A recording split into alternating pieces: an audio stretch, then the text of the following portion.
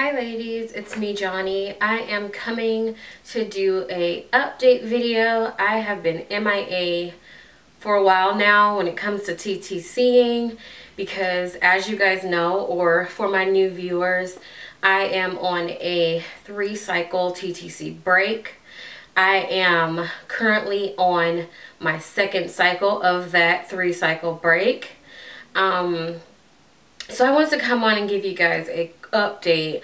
I don't know if it's going to be quick, so I'm just going to say an update about what's going on with me and my non-TTCing. So I wanted to first start by just giving you guys a little bit of a cycle rundown for my last 2 cycles. My first cycle was really non-eventful. I tested one day before my cycle and it was negative, and when I got it out of the trash can, as an addict does, it was positive. So yeah, I think that my first cycle, I just had that false positive. But then I think another thing that prompted me to decide to test was the fact that I was getting a bunch of AF cramps, or what I thought were AF cramps, which actually ended up being AF cramps. But I started to test because I was getting cramps, and I did an OPK test also, and I got a surge right before my cycle started. That was my first cycle that I was on break. This cycle has been crazy. So I started taking well, I ordered a Ovatel about 3 weeks before this cycle started, and I will list the link below so that you can see my unboxing for it. I will be reviewing that product as well too, but for now, instead of me using my OPKs, which I'm trying to save for actually when we are really TTCing, so I'm using the Ovatel right now, which is just a little ferning personal microscopic or a microscope ferning kit, which is just a little microscope that you put saliva, a specimen of saliva on, wait till it dries, and see if you see a ferning pattern. And that's what I've been doing. And I've also been temping so that I can keep track of my not necessarily my ovulation, but just keep track of my fertility while we're breaking. I haven't been telling my husband really anything. I've been keeping him kind of in the dark about everything. So, well, he's not going to be anymore because he's going to see this video. But he is pretty much in the dark about everything that's going on with these cycles. So I'll give you more of some insight on what's been going on this cycle, because I think I've been watching more this cycle than my first cycle break. I got my AF and then it only stayed on for 4 days, and when it went off, I started feeling cramps around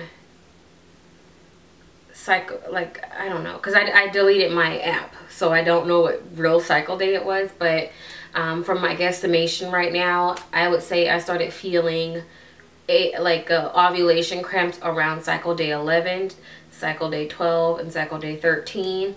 I did receive positive ferning test, which I will put a picture here. But I received multiple ferning tests that were positive, and then my ferning eventually evaporated, and I stopped cramping as well. And then I continue to do the ferning because it says it's recommended for you to do your ferning every day of your cycle.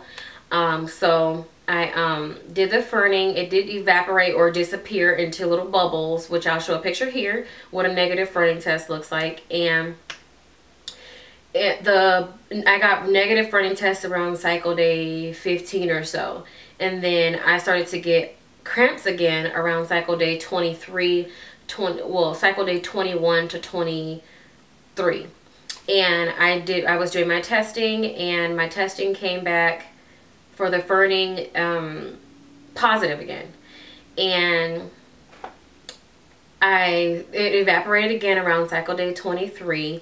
My temperature was low. I mean, my temperature was just at baseline, and then it had a little bit of a dip right around cycle day 14, and then went back higher, but it was still at baseline. Like it never went over 97 point something. I can't remember the exact temperatures because, and I mean, it doesn't even matter because everybody's temperatures are different. So it did stay at baseline. And then on cycle day 23, cycle day 21, I received another slight dip and back up again, but this time it stayed at baseline. I mean, this time it went to 98.1. And then 3 days ago, which was my cycle day 26, which I have normally 26-day cycles, so I was expecting my period. It even felt like AF was coming on the 26th, my cycle day 26. So I was expecting AF to come recently, which was 3 days ago, and it hasn't showed yet. AF is completely absent. I'm still doing my ferning, and the ferning is negative, and I received 3 positive OPKs. I found one in my little makeup drawer, and I decided to take it because I was cramping a lot, and it was blazing positive. And then, but the thing is, with my history, my OPKs I tend to get a surge right before my period, so I blamed it on that. I was like, okay, this is a positive OPK. I must be getting my AF soon, because last cycle and the cycle before that, I got surges on those, like maybe a few days before AF showed or the day of AF.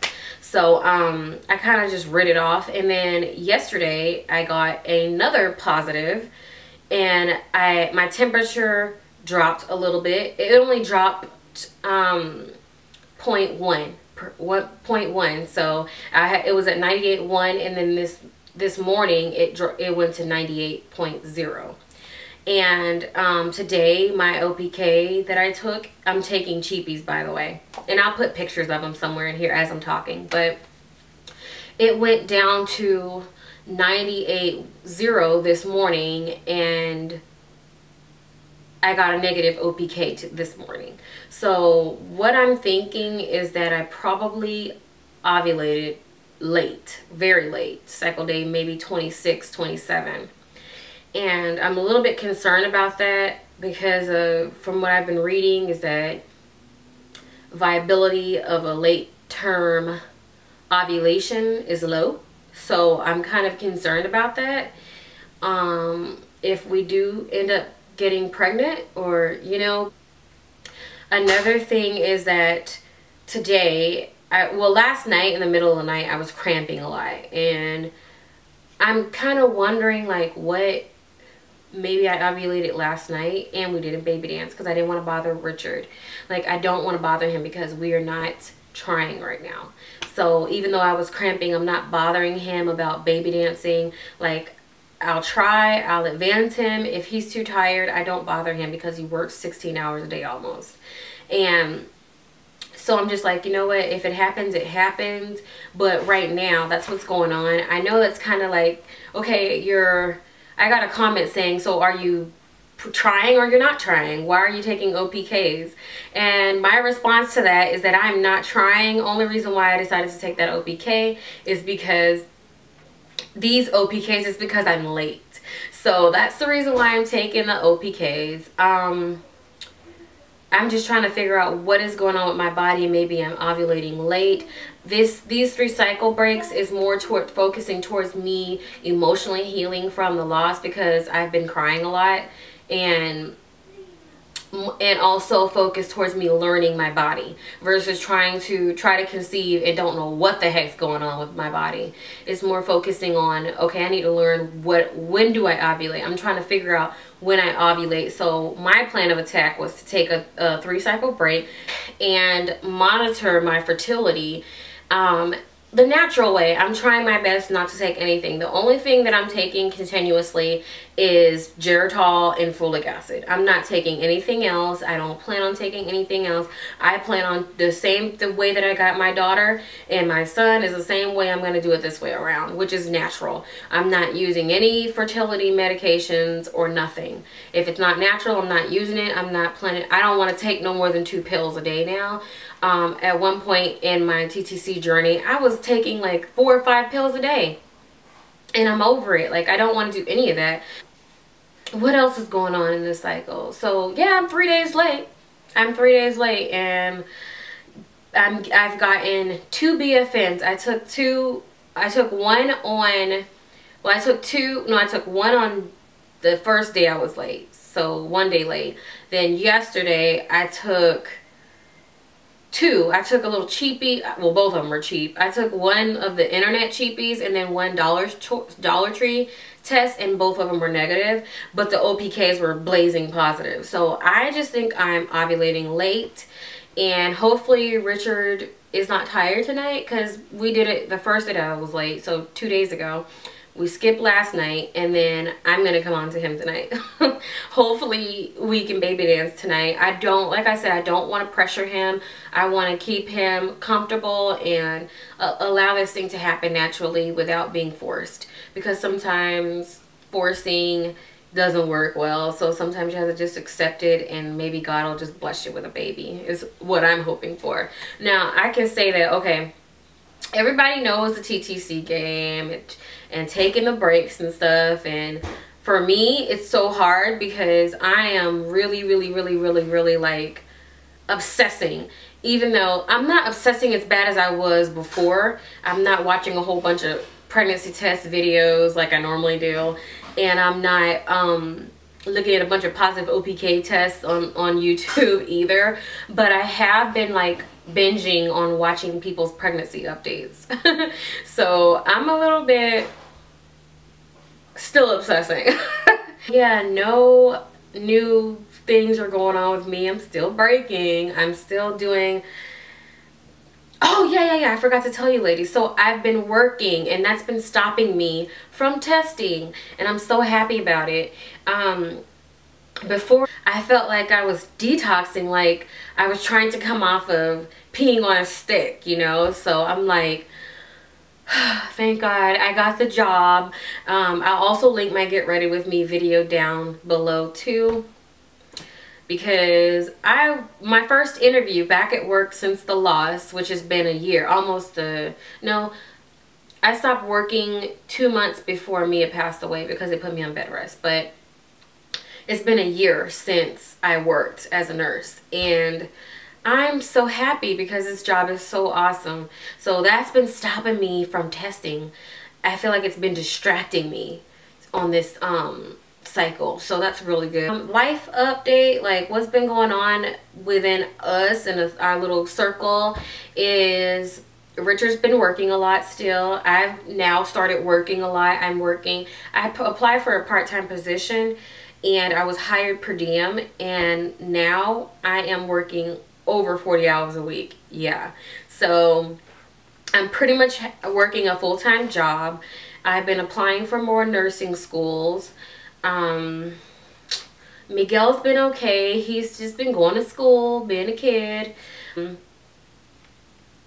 What else? Yeah, that's pretty much it. Like nothing else is really going on with me besides the fact that I'm late. And this is normally when I'm late. I was telling someone that normally when I'm late, I'm pregnant. I have only been late when I'm pregnant. So I'm just gonna take it as it is, and maybe it's too early to detect pregnancy or whatever, but I know that my symptoms right now are, that I can think of, that they are, I've been peeing a lot, but I've also increased my water intake, so that could be it. But I've been peeing a lot, or going to the restroom a lot, and my face is starting to clear up. Barely any acne. And I'm wearing makeup almost every day to work, so my face is clearing up. I have been a little bit more emotional. I've been crying a lot. I don't know if it's because Amia just turned 9 months, but I've been crying a lot at night thinking of her, and I've been really emotional. Oh, I forgot to say bye, Kia. Bye bye. She's leaving, and I'm sad about it. She lives in San Diego too, so I'm sad about her, my boo-boo, leaving, but it's all right. I also want to say hopefully you're feeling better, Shanice. Kay, hugs. Hopefully everything's good with you. Praying for you. yeah, and congratulations to all the new mommies, especially the mommies of loss, who they've received their rainbows. So I'm really happy about that too. Yeah, so I will talk to you guys later. Bye.